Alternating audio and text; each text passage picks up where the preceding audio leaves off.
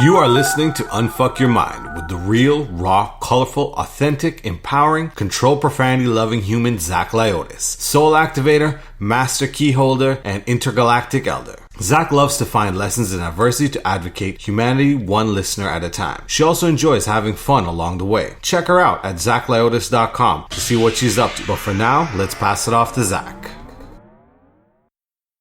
Hello, everyone, and welcome to Unfuck Your Mind. I'm your host, Zach Lyotis, and in today's podcast, I have Lisa Murray. Lisa is an Australian founder of I knew I was going to screw that one up. Lisa is an Australian founder of Creative Alchemi, a thriving international business which invites you to nurture your ideas into life with ease and get off the merry-go-round of should. An MBA qualified business and creativity coach, Lisa's vision is to make living into a playful, satisfying adventure rather than a predictable daily grind. Lisa is the author of Stop Waiting, Start Creating, and Living Beyond Burnout. She inspires entrepreneurs, change leaders, and creatives to embrace the blossoming of their vision and creating greater futures. Welcome, Lisa, to the podcast. Hi, Zach. Thanks for having me. Of course, like you bring so much greatness into the world. Even when I was reading that, sometimes what happens to me, like I could feel the energy and the words, I'm seeing them, but they don't want to come out of my mouth. I feel like before it even happens, I'm like, I know I'm going to probably screw up on this somewhere because I just want to say something else. So you have much greatness to share with the world. So yes. Mm-hmm. So what did you want to say instead? Now I'm really curious. Well, the creative was like, it's almost like the creatrix, right? Yeah. I was just about to say the creatrix because we are the creator of our lives. We are the creator that you even say, like in your book, Stop Waiting, Start Creating, and Living Beyond Burnout. It's true. Mm-hmm. I know. And I feel the more that you start creating and living your purpose, it's like you freeze aging. Like you age backwards. I think that's really true. Because you know that whole 10-year meme that's going around on Facebook? Yes. It's so interesting. Well, like my photo from 10 years ago, I just look dead. That's all I can say. Interesting. Yeah. And I mean, the creativity and all the adventures it brings you alive. And I think not only stops aging, but, I have a much better life now than I had 10 years ago. Interesting. So I think it creates your life as well. Yes. And that's what it is. I find like when you live in this land of happiness, like I have this conversation with a lot of my guests, like when you live in the land of happy, only more happy finds you. And it's like the stress, there's no stress there to like beg you or age you or give you gray hairs. Like I already have all my gray hairs out because I've had 45 years of being begged, right? And burnt out. And now it's like, everyone goes, you're how old? And I'm like, yeah, I'm 46 years old this year. And they're like, really? Yeah. Like, yeah, I'm going backwards this time. Yeah, I think so. It's time. Definitely. And there is no time. So, this is the funny thing. Yeah. I think we put so much emphasis on time and age, and it's totally irrelevant. Totally irrelevant. That's so true. I love that you said that. It's because working as, an entrepreneur, I always say working for heaven. That's really who I work for. Is truly. Oh, that's beautiful. Yeah, because I get the wisdom. Like, I didn't know what to do with podcasting. I know that I wanted to podcast. I know that I wanted to meet people from around the world because I could feel the energy around the world. And it was like, there's greatness everywhere. So how do I meet these amazing people from all over the world? And I got called to podcasting like years ago. And before I even started, I quit. And then I had all these other obstacles. And then this time, like, I went for it. And I was like creating the life that I really want to meet these people from around the world. And here you are, you're in Australia. That's it, And I wanted to say something about the meeting people from around the world, because a lot of my business has been built on that. Mm-hmm. And I really think if there's one thing you do, you should meet people from as many countries and as many places as possible, because it opens up so many possibilities. Like I came back just after Christmas from 4 months of traveling in Europe and Hawaii. And a lot of that was literally just from meeting people and them inviting me there to do what I do. And I had the most incredible trip, and I didn't really plan a lot of it. I just kept allowing it to unfold. And, you know, this is, I think, part of the unfucking that you, exactly. you so nicely refer to, because we're so obsessed with planning everything. And actually, I really was aware that I just had to plan a few things and then allow the rest of it to fall into place. And I could never have planned what occurred. You know, like the magic of everything that occurred. I could never have planned it in a million years. And so there's this thing where I think unplanning has to go with the unfucking. and the openness to move, to travel, to expand your horizons. You know, it's just so very important. It is definitely magical in so many ways. Yeah. It's magical. I was a flight attendant, so I got to meet people from around the world. And I never traveled to Australia, but I did Europe and the US, and I've seen all of Canada and stuff like that. So I got to meet people from around the world, but I also expanded my horizon on like culture and energy, because I was such an energy person since a kid. And meeting people is just such a beautiful thing, because everything opens up for you. So many opportunities, so many, I feel like the word tasteful creativity shows up too, because everything becomes colorful. Yeah. So bring us to the MBA, a qualified business and creativity coach. What does that mean? Yeah, well, good question. It depends on the day. Well, you know, so I did an MBA in entrepreneurship, basically. And so that had a lot of creativity, strategy, leadership, you know, all that kind of stuff in it. But then I also, from a coaching perspective, I've done a lot of energy work, and I've done a lot of training in energy work. And so really for me, I was just trying to be succinct in the way I said it, because there's so much that it encompasses, you know. And really, I work more on the energy side than the MBA side these days. I have to say that, because how they taught creativity, interestingly enough for me, even at the time, I was a bit like, this is creativity. It's not what I know as creativity, you know, because it was all from the mind. And of course, I knew creativity from energy and from being. Yes. And so when I coach, it's really much more on that side of things. And when I say coach, I use that word fairly loosely, because I think many of us who coach, who also work with energy, are beyond what, you know, coaching is presented to be. But it's a term that people understand. And I just use it from that space, because I don't really know how to describe what I do, actually. Because it's literally I be, and I ask a few questions, and things change for people. You know, and sometimes it can be that simple. Yes, and that's why I asked you that.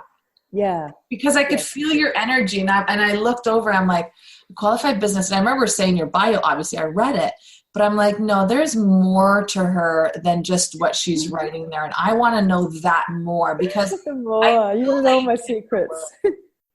Sorry, you want to know my secrets. I want to get to know your heart. I want to get to know the spirit, because there's life there, especially because you travel so much too. So it does open your creativity. And this is all channeled. So I know it does open your creativity. I know it's opened mine a lot, and my heart, and healing, and just so much. Yeah. And you know, it's so true. You know, gosh, you say that now, you're into my heart. I'm like, well, there's so much. Where do I even start? I can feel it. Yeah. Look, what? It's hard to know where to start. Let's talk about playfulness and. Right, playfulness. Let's talk about that. Yeah. Well, all my work is playful, you know, and it's really funny, because I remember years ago, I was actually interviewing my uncle, because he's been very successful in, you know, what I would call this reality. And at the time I was really frustrated with my business. And so I asked him all these questions, and I got quite a lot of insight, actually, and it was very soothing for me, you might say. And then at the end, he said, well, what do you want to do? And I said, well, I just want to write books and get them made into movies and have a lot of money that I can do really cool things with. And he just starts laughing. He says, you can't do that. And I just looked at him, and I didn't say much, because I was so astonished. In my head, I was like, just watch me. And, you know, I love him. But it was really funny, because in his world, he had worked very hard for that success. And this is what I see with a lot of people. They work very hard for their success. And I do mine from a very playful space. Like for me, if it's not playful and it's not joyful and it's not actually leading people towards playfulness and joyfulness, why would I do it? Yeah. You know, and that's really everything I write and everything I create, all my events that I run, you know, like my most recent events is called Creative Futures. And for me, it's just an excuse to play with the future and to play with people in the sense of taking them out of time and allowing them to see they can have whatever they desire. If they want to play, if they'll play, you know, because people take their goals so seriously. And I just don't think it's necessary at all, actually. And in fact, I know that for me, once I take them seriously, they're dead. And actually what I need to do is take them playfully into the world in whatever form they can show up as. And then the magic shows up. That is so true. And that's how I feel with so much of what I do in my life as well. Like, I know when I feel like it becomes like work, I'm like, no, I can't do this anymore. I've quit. Exactly. It felt like I was work. And I'm like, no, this isn't fun anymore. And if I can't have fun, I can't do this. And it's interesting because, you know, coming into 2019, I kept on saying, I want more fun. Like, you know, Spirit's always telling me to have fun, and I have fun, but they're also leading me into bringing people into more fun and not taking life so serious, not taking this so-called, you know, quote unquote healing process serious, because it's not really healing. It's just getting to know who you are. And you can have fun doing that. Yeah. Oh, look, absolutely, you know. And I think too, with the healing, a lot of it for me is just a reset and a reconnection with the earth. You know, because we're so disconnected. Speaking of playful, there's a little visitor that wants to come and be part of this. Doesn't surprise me. It's a beautiful doggy, and those are my spirit animals. Doggies are my spirit animals. Doesn't surprise me. Yeah, no, she's a little love bundle, this one. So, hang on. We're just going to remove that, though. She wants to chew the microphone. It's not my favourite thing to have her to do. So, I think that, you know, when you even look at healing, yes, it is required sometimes, definitely. But I think we have to stop thinking that we're healing something that's broken. Yes.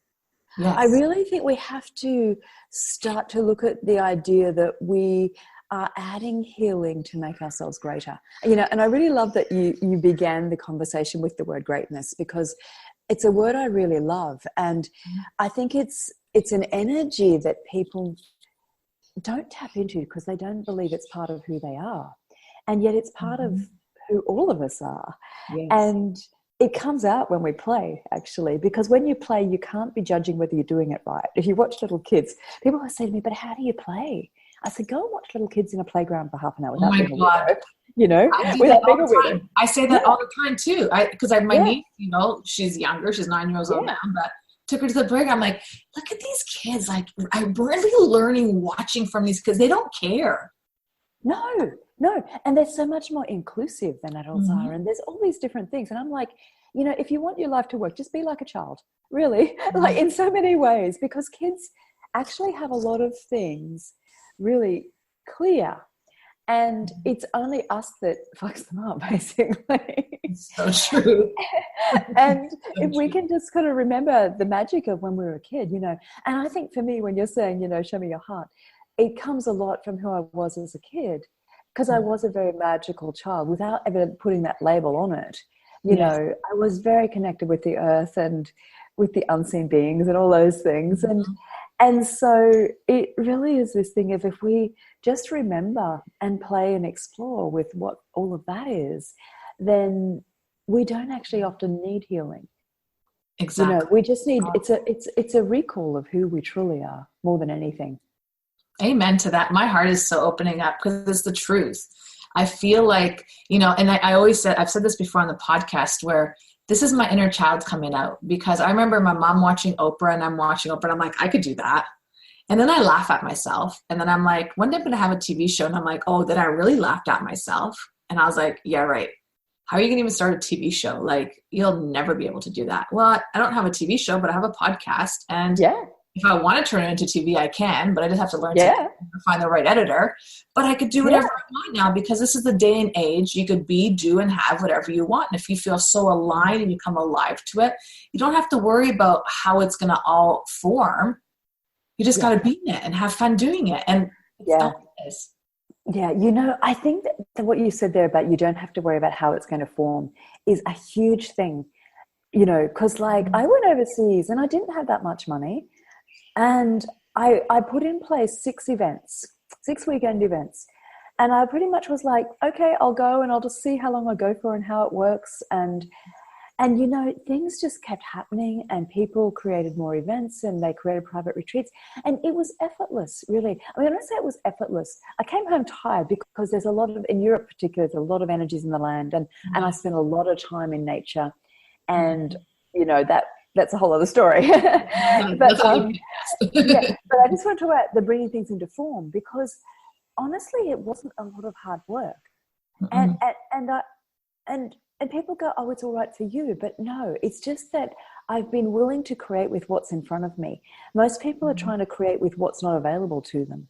And I think what you said about, well, I've got a podcast and where can it lead, is a really great question, because you're creating with what's available to you. Yes.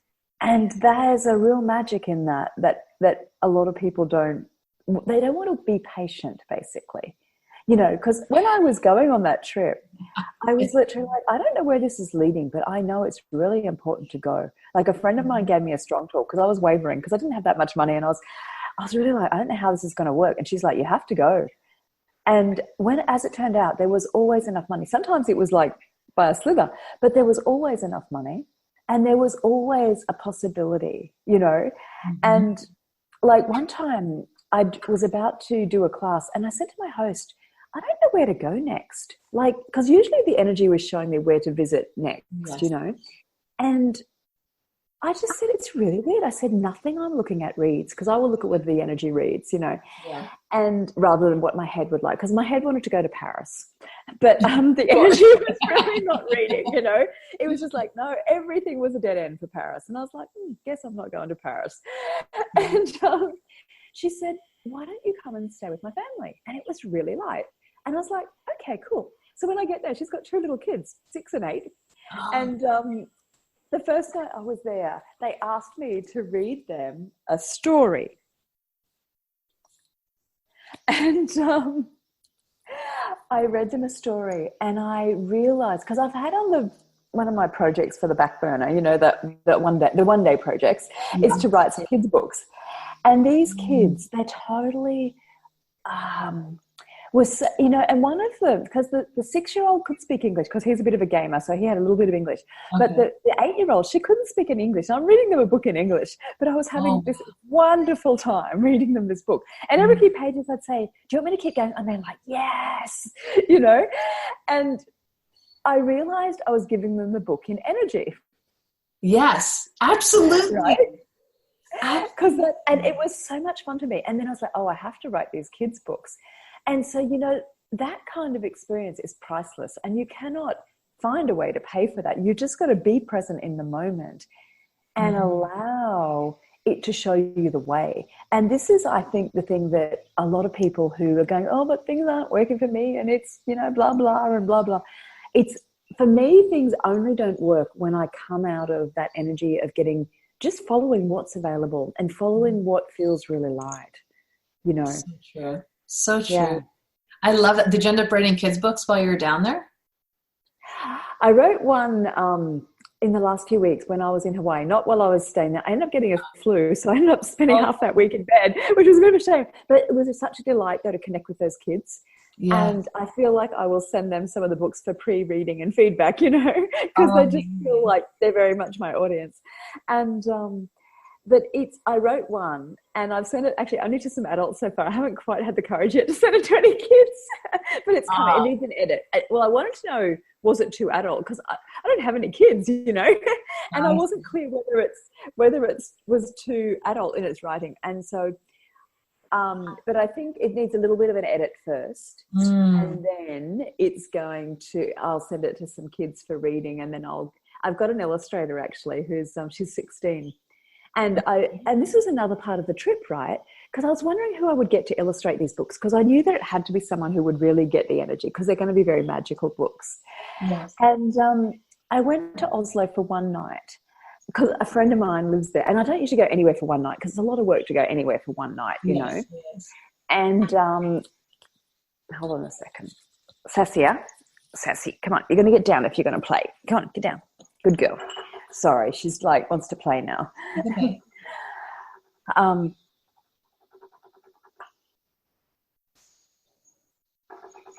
sorry, just going to stop making noise. Yeah, so there's this thing where, no, I haven't sent it to me yet, but my illustrator, she's 16, her mum was the one who said, come to Oslo for the night, and I just knew to go. And then she says, have you seen Aurora's drawings? And I was like, oh my gosh, they're amazing. Wow. And so there's this real magic that comes when you just allow things to show up, you know. And if I was doing that from my head, I never would have went to Oslo for one night, because, oh my gosh, so much work to go to Oslo for one night, you know. And yet it created some real magic for the future. And that's what it's all about. I do the same thing that you're saying. Like, I plan a little bit out. I usually plan like the first couple of days wherever I go. And then the last days I need to be near the airport. But I usually don't go away less than like 2 to 3 weeks. I don't believe in a week away or something like that. Yeah. Yeah. And I leave that space, and then everyone goes, what are you going to do? And I'm like, I don't know. I'm leaving it up to magic. Yeah. I'm just going to follow where I need to go. And I did that when I was in Costa Rica in December. I knew I was going to this one place. I was going to go to this one location. And then I just kept on hearing my meditation people saying, no, go to Nasara, go to Nasara. So I went to Nasara. And next thing you know, I didn't even leave Nasara. Mm-hmm. I kept on moving around in Nasara. And I was like, this is weird. I would have seen like 3 to 4 different places in 3 weeks of being here. But I was called to be here. And I'm called to go back there. And I met some beautiful people, did some healing, some channeling, it was magical. But that's what it's all about. When you leave that space for creativity to come to you, it just happens naturally. Yeah. Oh, look, totally, you know, just, yeah, I think, you know, the key to all what we're talking about is you have to stop trying so hard. Yeah. You know, if you want to unfuck your life, it's literally like, just stop trying so hard. Just let go, you know. And I think, like, I was an incredibly good control freak, you know, like it's one of my superpowers. And a lot of people's. Yeah, exactly. Which is why I'm once upon a time talking about it. Yeah. And what I realized was that and it took a long time and a lot of letting go, but the better I got at letting go, the easier everything got. Mm-hmm. And now I've just got to this space where I'm like, you know what can I let go of today, and what actually can I allow to come to me? Yeah. And I'm noticing that if I do that, I can work a lot less and still have money. And, you know, like, and I'm doing very little of what is traditionally said, you have to do this to have a business. I just do what I'm called to do.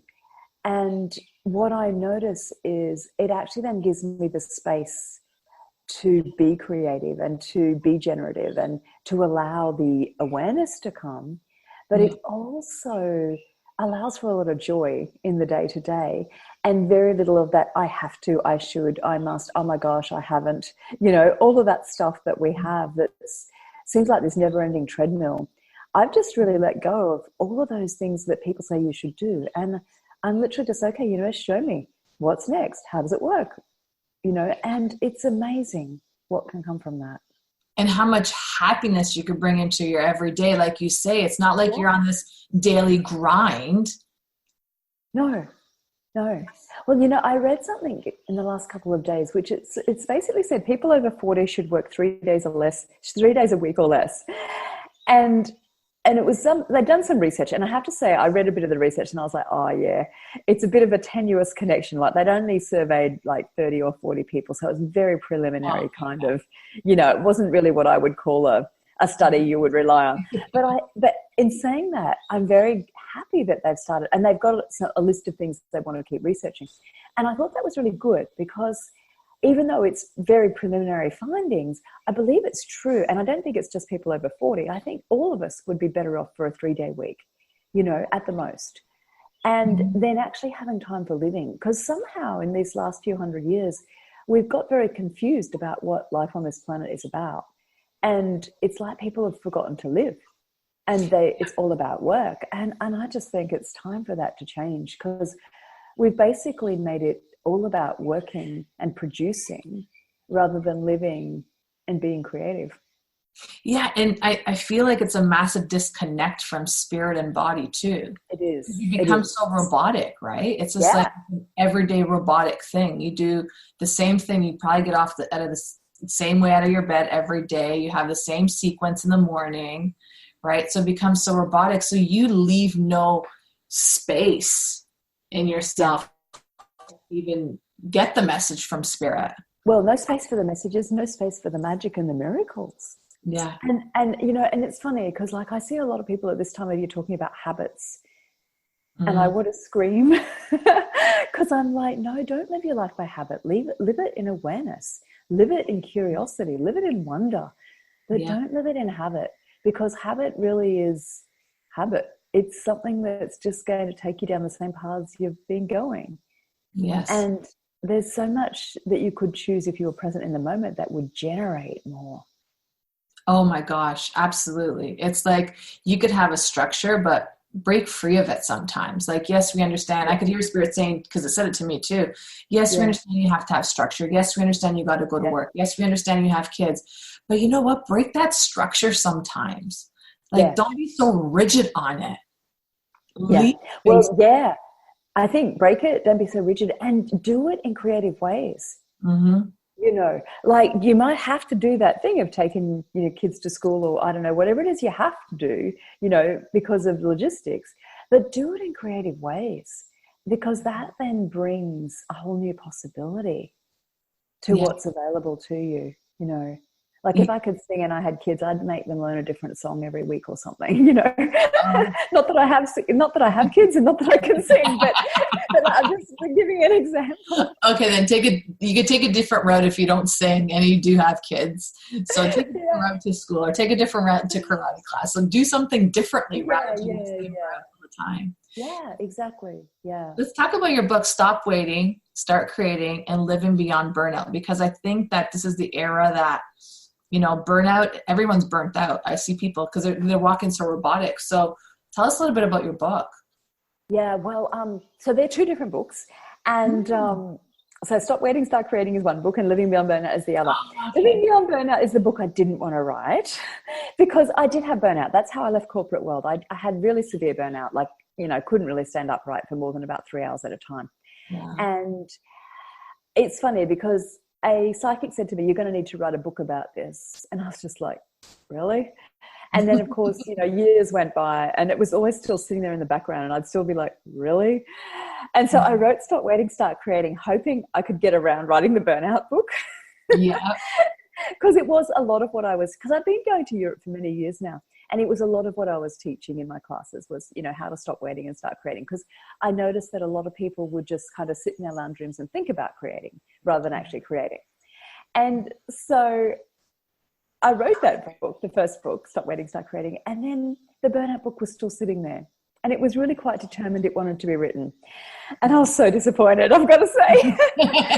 Taught you a few lessons, didn't it? Well, yeah. And of course, I wasn't there anymore. But what's very interesting about that book, I think, is that as I wrote it, I realized there was a model to the recovery process. And in fact, to the prevention, it's the same model for prevention and recovery.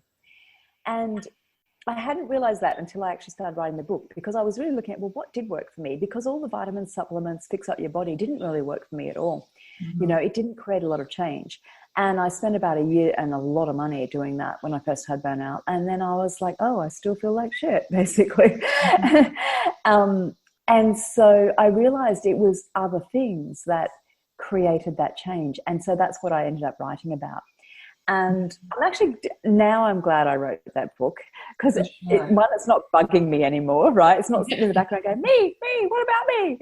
You know, but I think that they're both things that people need. And, you know, with Stop Waiting, Start Creating, I'm not saying go and work yourself to death. I'm really talking about what we've been talking about through this whole show of, you know, find ways to create that flow, that actually contribute pleasure in your life, that you enjoy, that bring you magic and possibilities and adventures. Yes. You know, and then with living beyond burnout, it's like, don't be so obsessed with the outcomes that you forget about the journey. Because actually it's the journey that really is the creation of our life, you know. It's not about the outcomes. No, it's so true that you say that, because today I was telling you pre-show, I was saying this energy is really powerful today. And, you know, at the beginning of the year, I had like my vision for the next 6 months or the next year. Like, what is it that I really want? And it was so interesting. It wasn't what I want today. So I just kind of heard, write your vision over again, because we feel that it's changed for you now. And I'm like, it has. I never thought I would say it changed. But within the time frame of doing these podcasts and really allowing my heart to open up and allowing for the flow to happen, and, you know, being uncomfortable sometimes, but still getting up smiling and being like, oh, I got like 6 podcasts today. I talked to 3 men. I talked to 3 women. I'm creating my own. Oh my God, I have so much editing to do. This is great. I love it. And just like, you know, there's something in that, which I didn't think I would say, but there's a magic in that wants to be birthed. I don't know what it is yet, but it's like, okay, my soul's taking me somewhere where it feels uncomfortable because it's showing me where it wants to go. And I know everything that I probably have to do. I'm very uncomfortable, but it feels so good that I want to jump up every morning and have that happiness and glow, and, you know, just these amazing conversations like we're having about creating the life you want. I want many different lives, but I don't know which one's going to come to life, you know? Yeah, totally. And, you know, what you're talking about is creative process. And it's so funny because so many people are like, oh, creative process, I don't want to know about that. I just want to get to the end. And I'm like, there is no end. You know, what is it about this that you haven't realized yet? Because literally it's the creative process that brings you alive. Yes. You know, and this is part of what I talked about in the Burnout book. It's like, you know, if you don't have space for creative energy in your life, then it's no wonder you're exhausted, because basically your soul is dying. You know, your spirit is sad because there's no space for the creative energy that actually would allow you to feel alive. And what you're describing really is that sense of, oh, this project, this idea is making me feel alive. And imagine a world where everyone had that, where everyone, and this is like really what my vision comes to, is imagine if everyone felt alive in what they're doing and being, because that aliveness, you know, you wouldn't have time for creating all the horrible things that go on in the world if you felt alive. People only create horrible things when they don't feel alive, when they feel dead inside. So true. It's so true. I know my motto for 2019, I kept on hearing it throughout 2018, was be bold, fierce, and unstoppable. So love it. That's like, I want to get that. I've been writing right now, because every time I think, oh my God, like, what's next? I just hear be bold, fierce, unstoppable, whatever it is, just go for it, jump in it, enjoy it, embrace in it. And, you know, and all these other thoughts come to my mind. It's like, oh, I need a new wardrobe and I want to have a photo shoot. And it's just like, it's just happiness and upon happiness. And you're going to attract that same happiness. It's just like, I feel like we align so perfectly together because we are that happiness. Totally, you know. And it's such a pleasure actually to meet someone else who has that happiness, because what I meet a lot is people who are like, I want what you've got. And, you know, that's cool. And I'm happy to show them what's possible with that. And just like the expression of who you are is such a happiness.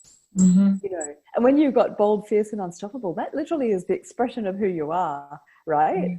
That maybe you haven't ever seen yourself as that before. And I think this is, you know, with the word for the year that people do, my mum actually channels mine for me. And every year, and she's done it for many years now, and it's always an energy. I see it as an energy rather than a word, you know. And it's a really interesting thing, because it's actually, well, here's an energy you're moving towards. Here's an energy you need to live every day, and see what shows up from that. That's how I see it. And there's truly a magic in that when you do that. It's so true. And that's how I feel about the words that I've been given for 2019. Be bold, fierce, unstoppable. I've always thought I was bold. I call myself colorful because I just say what I want to say. I really don't care if you like what I'm saying or not. It's just who I am.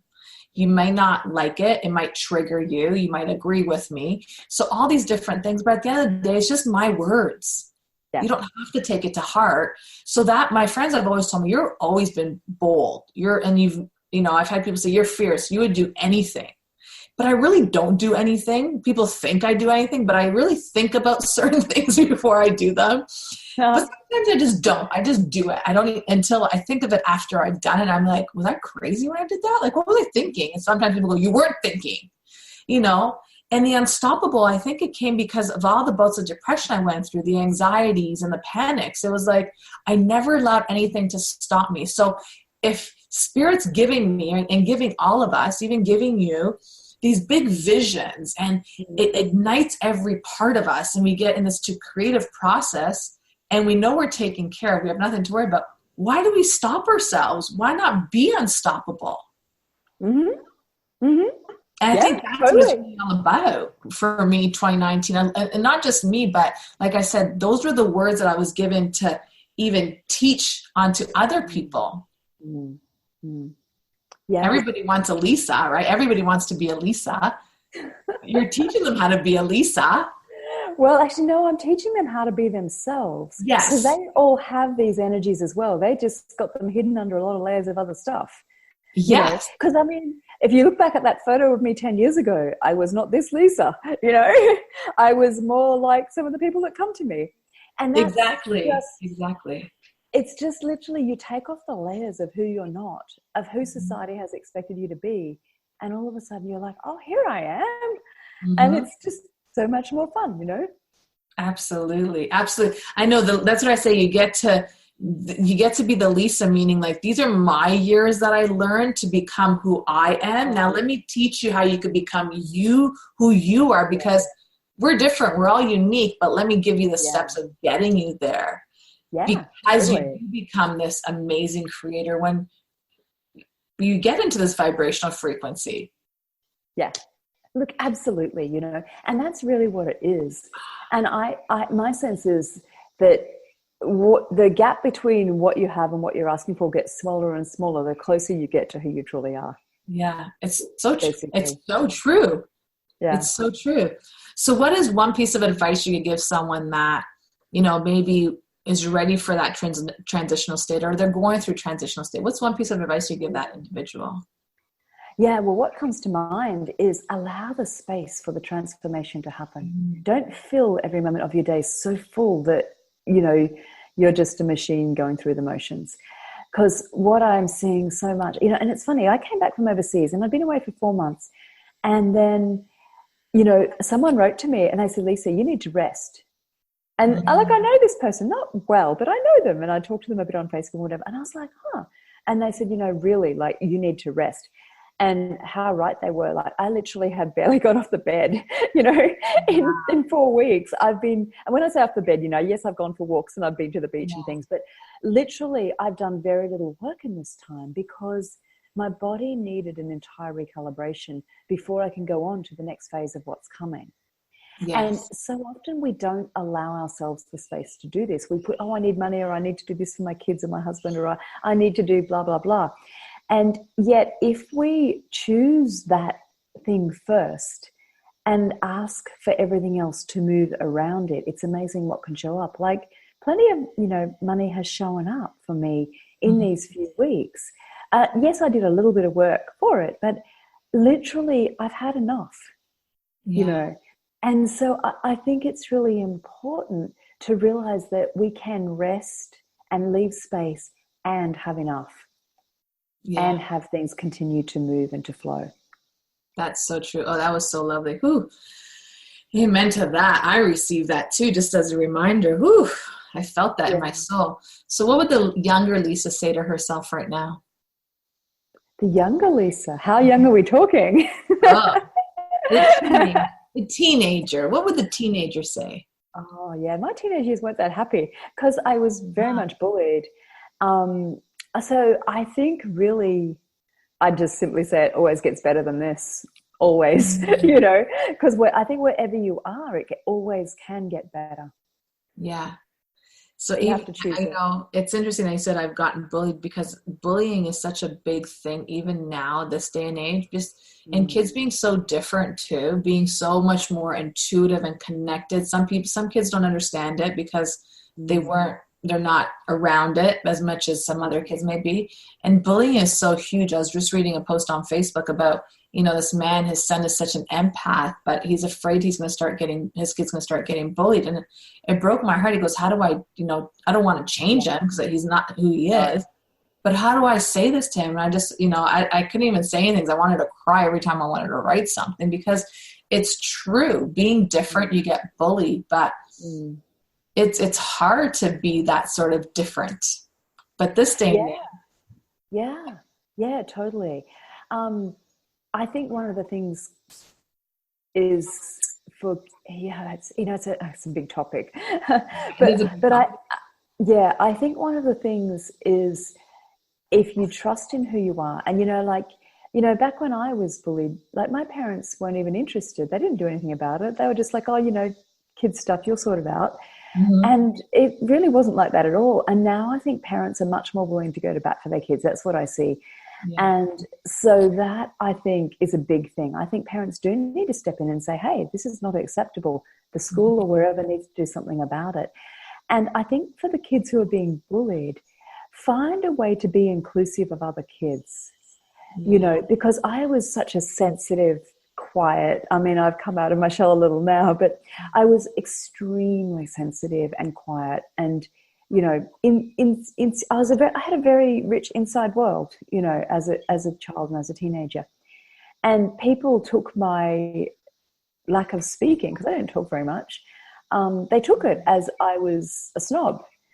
Yeah. And, there was just a lot of conclusion in that. And I was just a very insular kid who needed to have my inside world.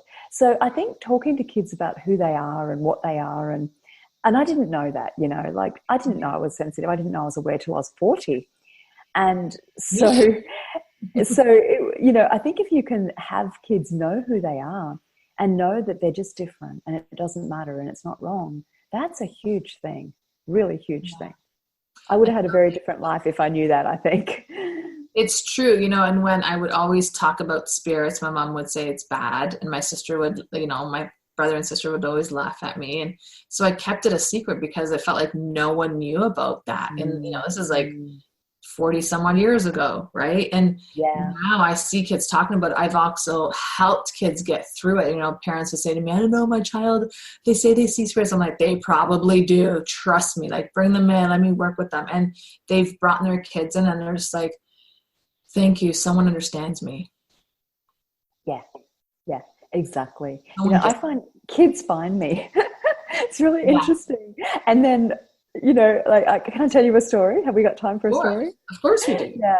So it was really interesting. Years ago, I wanted to learn to ride a horse. Actually, I wanted to pat a horse. I didn't want to ride a horse. I just wanted to pat a horse.